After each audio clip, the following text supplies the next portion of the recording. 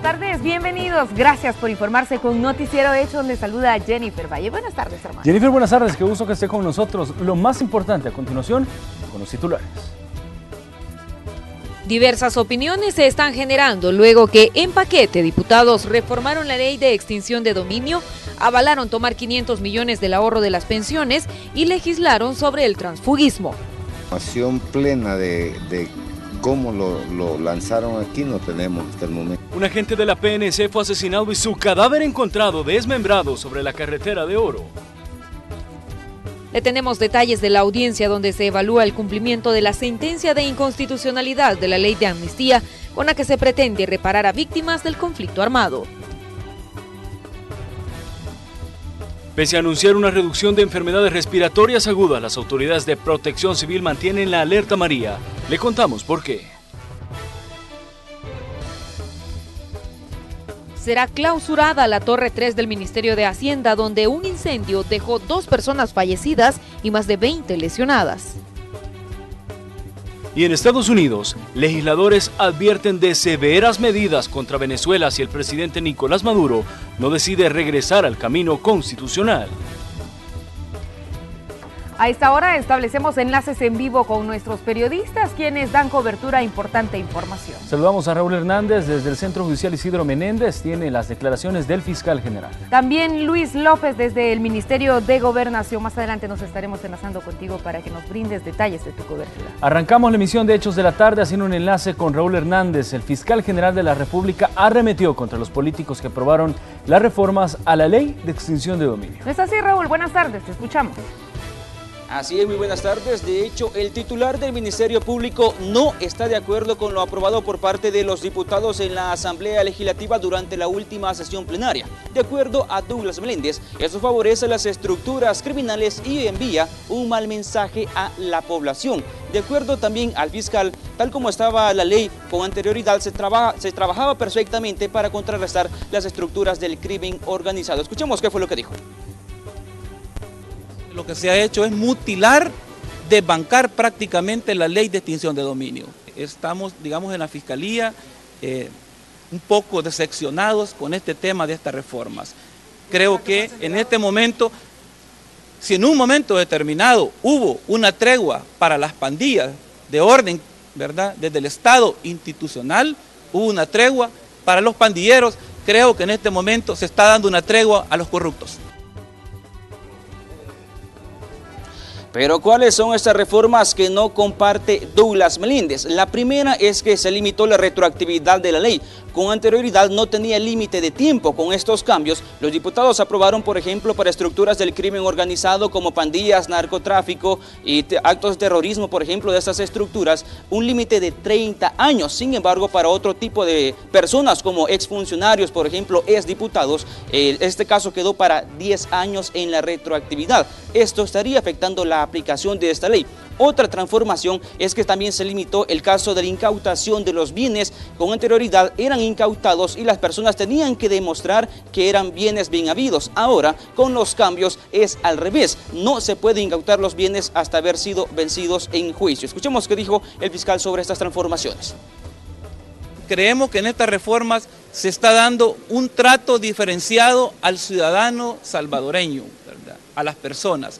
Se está incluyendo, digamos, disposiciones en donde usted le va a aplicar la ley, ¿verdad?, a unas personas de una forma, a pandilleros o a personas de imputados o criminales de mediana monta, ¿verdad? Por ejemplo, 30 años de prescripción en unos delitos en unas personas y 10 años en otros delitos.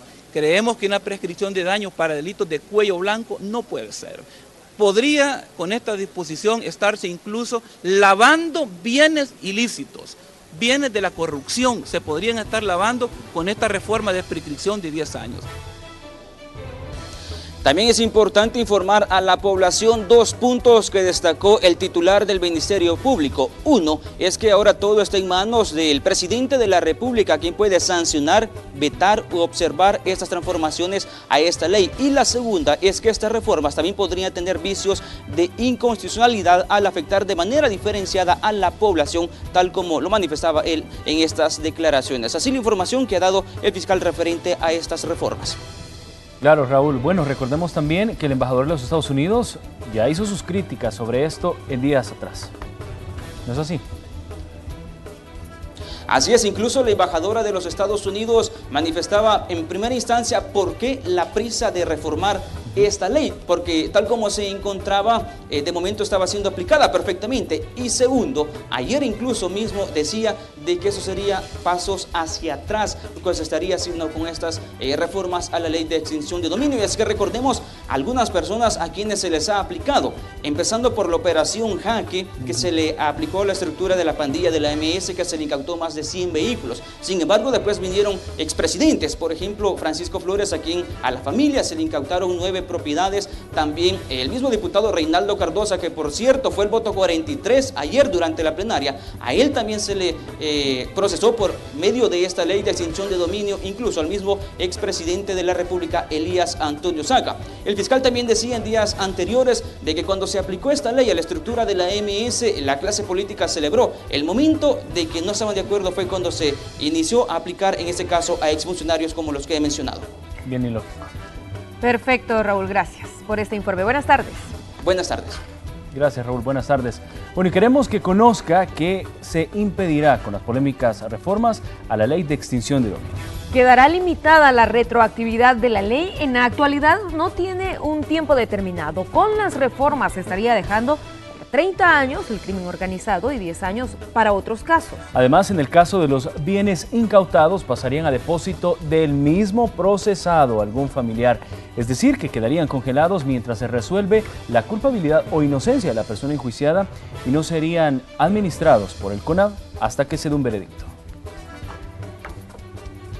Y quien también ha reaccionado sobre las reformas a la ley de extinción de dominio y el incremento al techo del fideicomiso de obligaciones previsionales fue el vicepresidente de la República. Azucena Sandoval nos cuenta los detalles y nos tiene las declaraciones. Azucena, bienvenida. Así es, muy buenas tardes. Ha sido durante el transcurso de la mañana que el vicepresidente de la República ha reaccionado a lo que se aprobó ayer durante la sesión plenaria. Habló, por ejemplo, en torno a las reformas a la ley de extinción de dominio. Él ha asegurado que todo se ha hecho bajo normativas legales. ¿O le parecería correcto que a usted le quiten todo sin que le prueben algo de antemano? Entonces, este es un procedimiento constitucional, que es presunción de inocencia, que es proporcionalidad a lo que se acusa, y por el otro lado ponerle un tiempo. Me parece que en esto lo del tiempo, aunque no ha llegado todavía el decreto a la presidencia, pero por ejemplo entiendo que se dejó 30 años para los temas de lavado y se dejaron 10 años para el resto de delitos. Así es que, como la Constitución dice, a todo proceso hay que ponerle un tiempo mínimo o un tiempo máximo. Así es que yo creo que es importante seguir trabajando. La ley tiene dientes, tiene formas de proceder y por supuesto nosotros vamos a seguir en esa dirección. El vicemandatario también reaccionó en torno a subir el techo del FOB de 45 al 50%. Varios sectores relacionados también reaccionaron y aseguraron que se le estaría restando beneficios al sector juvenil. Con el mismo mecanismo que se ha hecho en todos estos años, adquirir esos recursos que se pagan intereses para poder garantizar el pago en el transcurso de todo este año y el próximo a los miles y miles de pensionados. Caemos nuevamente en un mecanismo simplemente de ver cómo salimos del apuro de unos meses para, digamos, solventar los problemas de caja. Eso es lo que se ha hecho, es inyectarle unos 500 millones más o menos a las cajas del gobierno para que enfrente las cosas que debió haber enfrentado justamente con el presupuesto y no se hizo, ¿no? Cada día se le ha ido bolseando a los trabajadores, es decir, se paga deuda con deuda y lo que quieren es desmantelar, quieren confiscar el fondo de pensiones que le pertenece a todas aquellas personas honestas. El detalle de toda esta información se lo vamos a presentar en una nota completa en la emisión estelar. Regreso a la señal. Buenas tardes. Gracias, Azucena. Buenas tardes. Y el secretario técnico de la presidencia también salió en defensa de las reformas a la ley del fideicomiso de obligaciones previsionales para el gobierno. Puede utilizar 500 millones de dólares más de los ahorros de los cotizantes. Roberto Lorenzana dice que es una modalidad que está vigente desde hace 10 años. Si esto no se hubiera aprobado, sin duda, el próximo mes no se podría pagar las pensiones a cerca de 200.000 personas. 200.000 personas que tienen pensiones y hay que pagarles. Eso es lo que se ha hecho. Arena lo que quiere es crisis. Quiere que no tengamos la capacidad de pagarle a los pensionados. Eso no se puede, realmente sería gravísimo que llegue el día del pago a los pensionados y no estén los recursos. ¿Y cómo lo estamos haciendo? De la misma manera como se está haciendo a lo largo de 10 años. Arena habla de un robo. No, Arena dice cualquier cosa, pero Arena está viendo ese ombligo, no está viendo los problemas del país. Ellos están en una crisis profunda. ¿Pero qué significa subir el techo del 45 al 50% del fideicomiso de obligaciones previsionales? Bueno, según estimaciones, tomar el ahorro de las pensiones, es decir, 500 millones de dólares que se sumarían a los 5.700 millones que el gobierno ha prestado a través de los certificados de inversión previsional desde que se creó el FOP en el año 2006. Y la población salvadoreña también tiene su opinión respecto a la aprobación de la reforma que permitirá obtener más dinero al gobierno de las pensiones. Néstor Hernández nos amplía los detalles. Néstor, bienvenido. Buenas tardes, Armando y Jennifer. Esta mañana tomamos la decisión de salir a las calles en la capital para hablar acerca de este dinero que estará tomando el gobierno de las pensiones de los salvadoreños. En este caso, pues lo que se aprobó ayer en la Asamblea Legislativa, para conocer cuál es la reacción que han tenido los salvadoreños. Con Periódico en Mano les preguntamos si ya conocían la noticia y qué piensan al respecto. Vamos a ver en la siguiente nota a continuación todos los detalles al respecto de cuál es la opinión que tienen los salvadoreños. Veamos. El Salvador se despertó con la noticia que el gobierno tomará más dinero de las pensiones, tras la aprobación en la Asamblea Legislativa de subir el techo de 45 a 50% del fideicomiso de obligaciones previsionales. En las calles de San Salvador encontramos a don Julio López, un hombre que actualmente trabaja y cotiza en AFP, y quien no recibió con agrado la noticia sobre la reforma.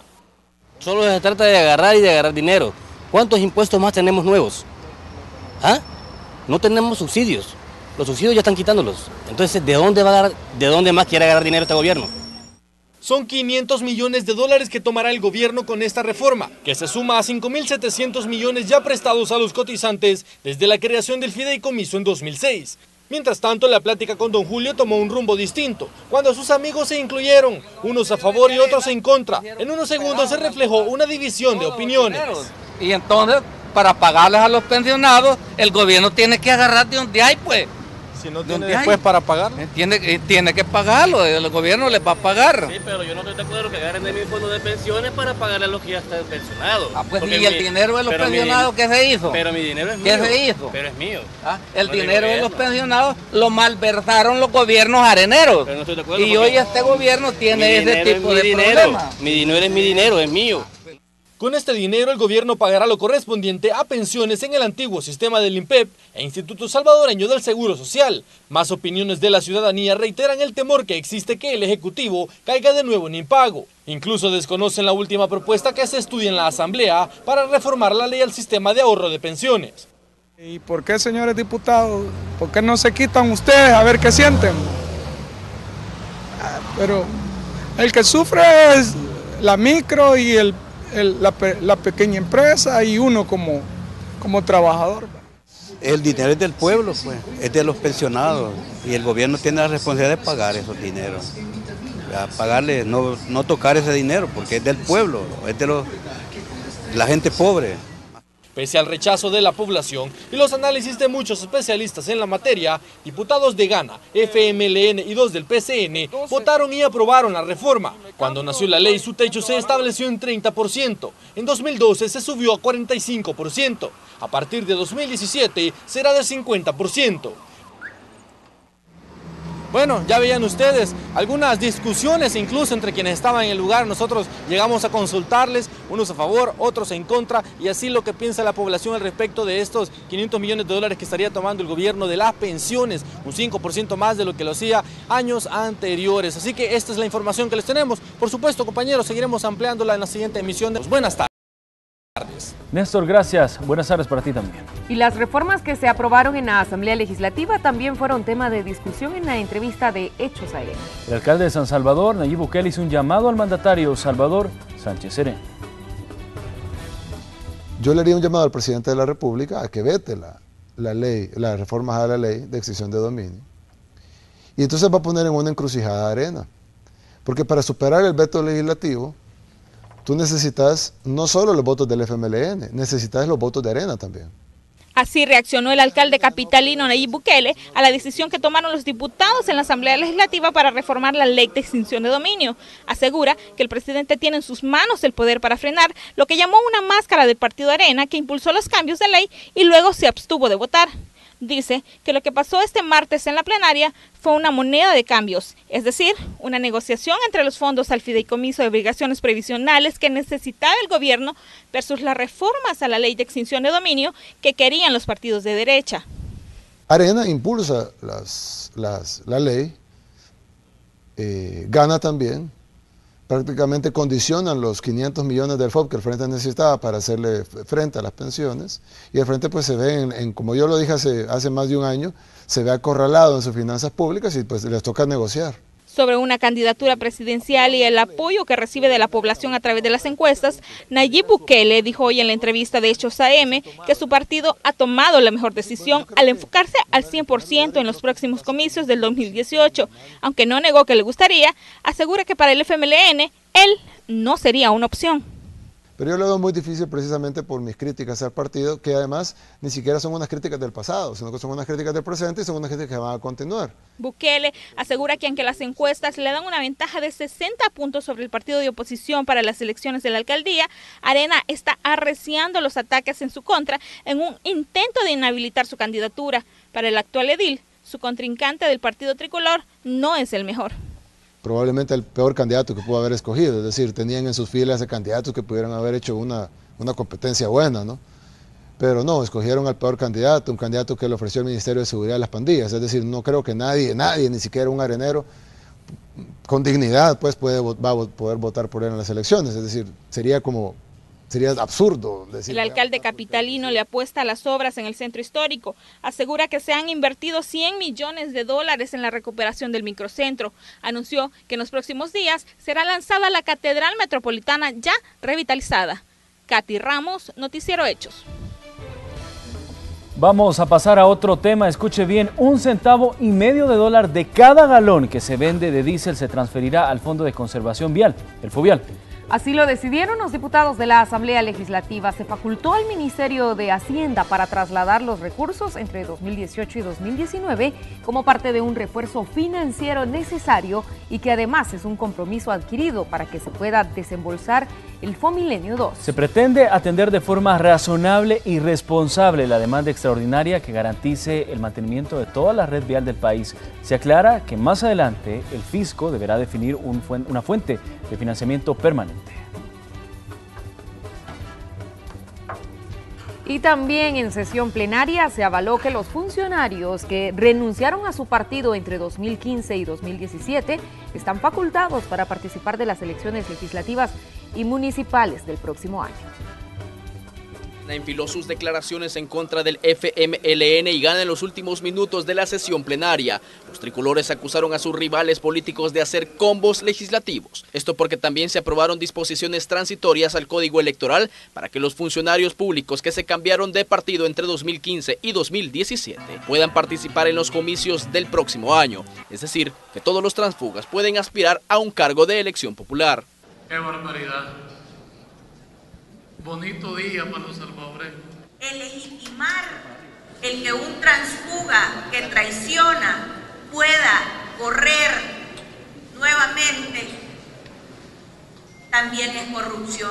Y es que dentro de Arena sobresalió esta diputada, que no se descuidó por un minuto de su teléfono celular en la plenaria. Hablamos de Carolina Rodríguez, que respaldó a Gana y al FMLN en 2 votaciones. Primero por las modificaciones a la ley de extinción de dominio y en la habilitación de transfugas. Radaston Mason, sin señalar directamente a su colega, le lanzó una crítica. En esta misma plenaria donde se estaba estrenando de manera oficial, ha quedado claro quiénes están del lado del transfugismo y quiénes estamos en contra de esa burla.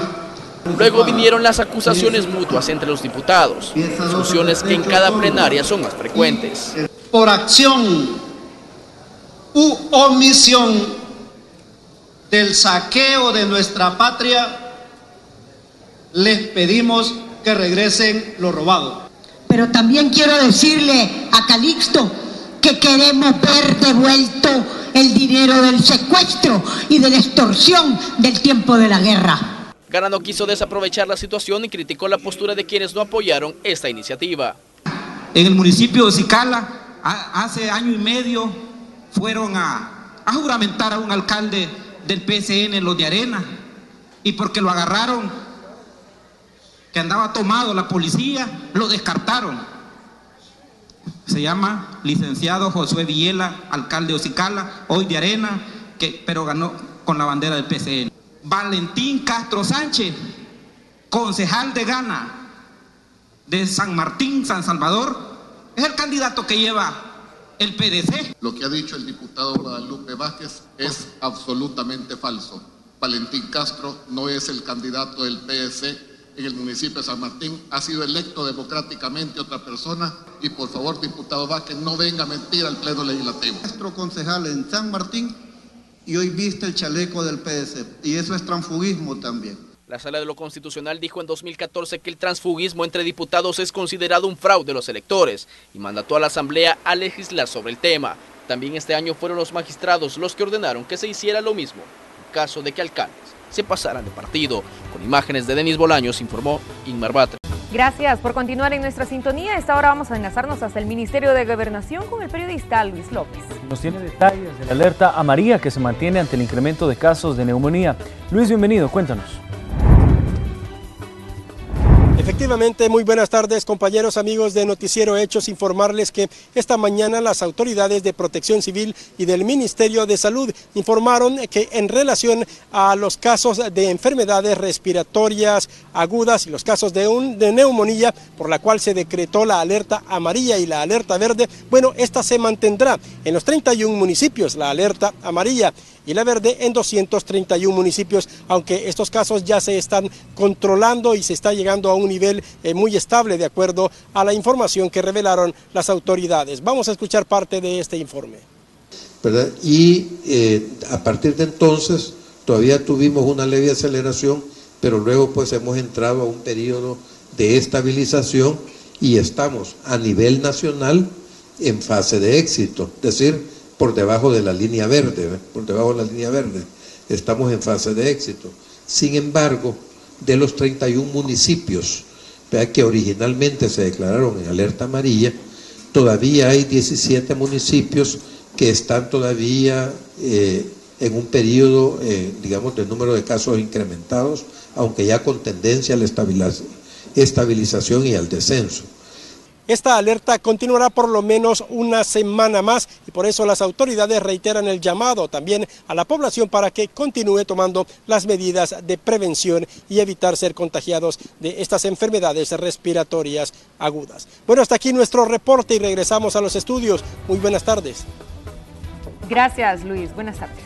Con más información, a través de un comunicado del Ministerio de Hacienda se informó que las tres torres, la Torre 3, donde se originó un incendio que dejó 2 personas fallecidas y más de 20 lesionados, será clausurada, sellada y cubierta para evitar propagación de la contaminación. Además, el acceso a las torres 1 y 2 del Ministerio de Hacienda será controlado para los que voluntariamente deseen regresar a sus puestos de trabajo.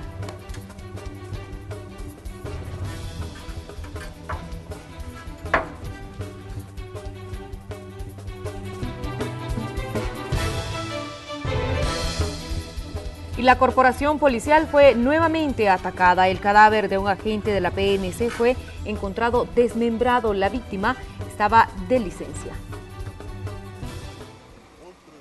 Fue sobre el kilómetro 21 de la carretera de Oro, a la altura de la Universidad Don Bosco, que la policía localizó el cuerpo de un hombre desmembrado. Al parecer, agente de la Policía Nacional Civil. Hay personas que eran los jefes superiores que han dicho que podría tratarse de él. Fue privado de libertad y posteriormente lanzado en la zona. Esta es una escena conocida como escena de liberación, lo que significa que el hecho fue en otro lugar y aquí solo se utilizó para dejar el cadáver. Ninguna señal de arma de fuego, únicamente los cortes que son para el desmembramiento. Estaban las extremidades, estaban inferiores, superiores, la cabeza y el torso. El lugar es propicio para ese tipo de hechos, del cual en un inicio se desconocía de quién se trataba. Información plena de cómo lo lanzaron aquí no tenemos hasta el momento. Ahí está en 3 sacos de nylon, color blanco, y eso es todo lo que tenemos. Conforme las horas avanzaban, se logró determinar que la víctima era miembro desde hace 8 años de la corporación policial. El pasado domingo salió de licencia y aún no había regresado a su vivienda. Fue identificado como Víctor Alcides Díaz Nolasco, de 30 años de edad. Se encontraba de licencia y estaba destacado al parecer en el cantón El Limón, de Soyapango. El 12 de enero de este año la corporación policial sufrió la primera baja. Un agente fue asesinado en Tonacatepeque. En febrero se registraron otros 2 policías que fueron ultimados en manos de pandilleros. Ante esto, las autoridades aseguran que los responsables de estos crímenes serán castigados con todo el peso de la ley. Con imágenes de José Delgado, informó Azucena Sandoval. En más hechos violentos, un doble homicidio se registró en el municipio de Aguilares, al norte de San Salvador. Las víctimas, madre e hija, acribilladas frente a su vivienda ubicada en la colonia 3 Campanas de dicha localidad. Según la policía, varios sujetos fuertemente armados llegaron al lugar y sin mediar palabras asesinaron a Rosa Aida Alas Ayala, de 38 años, y su hija, identificada como Jennifer Noemí Pineda Alas, de 16 años. Aunque la policía montó un operativo en la zona, no se logró la captura de los responsables. Nosotros no manejamos nada, porque como ahí el oficial de servicio es el que tiene todos esos datos, nosotros ahorita no solo venimos a rastrear la zona, no nos han dado mayor información de cómo fue ni quiénes. Ahí con el oficial de servicio tendrían, porque él tiene toda esa información. Pero se confirma que es madre e hija las fallecidas ahí. Pues al parecer sí. ¿Y que al interior de la casa están? No, ahí están afuera. ¿Y quiénes o por qué? No se sabe. Al menos nosotros no tenemos conocimiento. Claro. Y las autoridades de seguridad confirmaron que 84 de los 100 más buscados por la Policía Nacional Civil ya fueron capturados o han fallecido en enfrentamientos con cuerpos de seguridad. La mayoría de los detenidos han sido trasladados a cárceles de máxima seguridad, explicó. La meta del gobierno, según Ortiz, es haberlos detenido a todos antes de finalizar este año. En el Centro Judicial se realizó una audiencia donde se evaluó el cumplimiento de la sentencia de la Sala de lo Constitucional referente a la ley de amnistía con la que se pretende reparar a las víctimas del conflicto armado. El periodista Antonio Valladares se encuentra ahí, nos tiene la información. Buenas tardes, Antonio. Así muy buenas tardes, y es que precisamente un año ha transcurrido desde que los magistrados de la Sala de lo Constitucional declararon inconstitucional la ley de amnistía, y por eso precisamente es que se instaló este día la audiencia especial de revisión y de contenido de la sentencia de derogación de la ley de amnistía. Al lugar vinieron el presidente de la Asamblea Legislativa, Guillermo Gallegos, además del fiscal general de la República, Douglas Meléndez, así como representantes del gobierno y de Hacienda y de la Procuraduría para la Defensa de los Derechos Humanos. En este momento se ha reinstalado, pero ya pasó la primera parte. En ella tuvieron oportunidad de hablar tanto el presidente de la Asamblea Legislativa como el fiscal general sobre los avances que se han tenido a lo largo de este año. Escuchemos primero las declaraciones brindadas por Guillermo Gallegos. Las necesidades y el trabajo que hace la Fiscalía, y desde mi humilde aporte que tengo como diputado, pues trato siempre de generarle recursos a la institución. Por otra parte, yo no puedo adquirir un compromiso con fechas, como lo decía anteriormente, porque no depende de mi voluntad el poder cumplirlos. Pero sí, yo me he comprometido y me estoy comprometiendo que el día de mañana, más tardar, presentaré la iniciativa de ley para la creación de la comisión especial y por supuesto que estoy dispuesto a acompañar con mi firma cualquier iniciativa que tengan. Estas son las declaraciones luego que dijera el diputado que aún no se tiene ningún avance, es decir, nunca se ha tratado el tema en la Asamblea Legislativa y los magistrados acusaron de atenimiento a los diputados ya que no se ha dado ningún interés al tema. También el fiscal general habló sobre los avances que se han tenido, se ha creado una unidad fiscal, pero no se cuenta con los recursos necesarios ni el personal adecuado para ello. Veamos. Hemos creado un grupo especial, digamos, muy humildemente y aunque sea restringido el personal para atender esto. También hemos creado un plan específico de el abordaje de estos delitos. Hemos creado nuestra nueva política y nos permitimos también incorporar este tema específicamente en la nueva política porque sabemos la relevancia que tiene. El abordaje del crimen en el país es difícil, ¿verdad? Estamos atendiendo miles de extorsiones, ¿verdad? Miles de homicidios, ¿verdad? Estafas, violaciones, patrimonio, robo, hurtos, con los mismos recursos que hemos tenido por siempre. La justicia pronta y cumplida es cara, pero en El Salvador hemos estado haciendo parches, digamos, en niveles presupuestarios. Encontrarse sobresaturados de trabajo es uno de los impedimentos, además de no contar con los fondos necesarios para realizar las investigaciones. Otro de los inconvenientes que según el fiscal general tienen es que ya transcurrieron 20 años, algunas de las víctimas incluso ya no están y algunos lugares donde sucedieron los hechos han cambiado radicalmente. Así es que nosotros aún nos encontramos acá dándole cobertura a esta audiencia y por supuesto le estaremos presentando el informe completo en la siguiente emisión de Noticiero Hechos. Perfecto, Antonio, gracias. Buenas tardes. Gracias, Antonio. En otros temas, el Consejo Nacional de la Judicatura realizó un taller consultivo para un manual de selección de jueces y magistrados que garantice la transparencia, objetividad e idoneidad en el nombramiento de jueces y magistrados de la Corte Suprema de Justicia. El propósito de la consulta es obtener recomendaciones con las que se puede elaborar un manual con propuestas únicas y acordes a los objetivos del nombramiento de los magistrados. Aspirantes, no solamente a los jueces que ya están dentro de la carrera judicial, sino también al proceso de elección de magistrados de corte, ¿verdad? Que ustedes saben que es como lo que más se está esperando de parte del CNJ en estos momentos. Y en la sección negocios de Hechos AM se abordó el tema de los atractivos de viajar por tierra y por avión. Bueno, veamos. ¿Por aire o tierra? Ese es el dilema de muchos salvadoreños cuando hacen sus planes para visitar otro país de Centroamérica, ya sea para hacer turismo o visitar a la familia. José Rodríguez es un guatemalteco que trabaja en Honduras. Cada mes recorre cientos de kilómetros para visitar a sus hijos.